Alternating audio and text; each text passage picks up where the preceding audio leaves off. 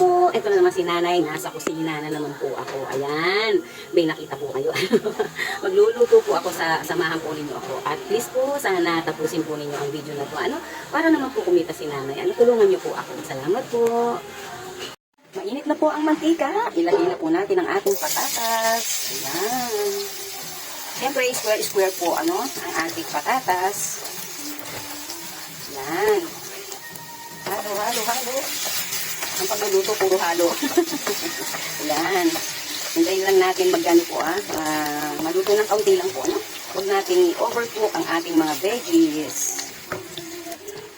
Pansin po ninyo ang ating sibuyas ay square din. Pero ang ating bawang hindi na kailangan i-square.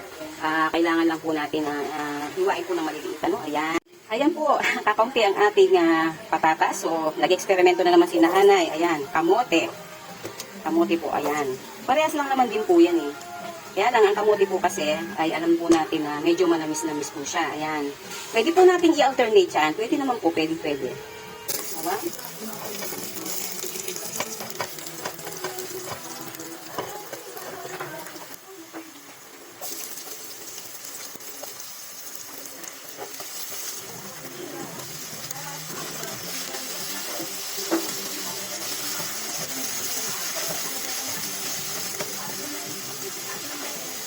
Ito po ay beef bouillon, no? Yan lang po natin matunaw yan kasabay po ng kamatis. Yan. Gamit na po ang ating kamatis. Pwede na po natin igain. Yan. Pwede na po natin ang ating corned beef. Yan.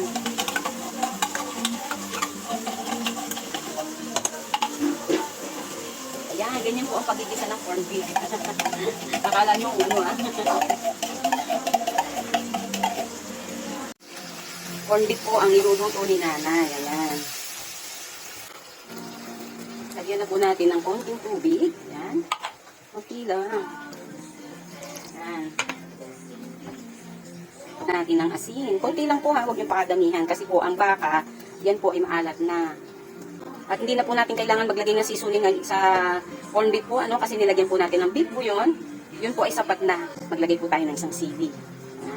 And then, add po natin ang ating patatas at kamote. Yan.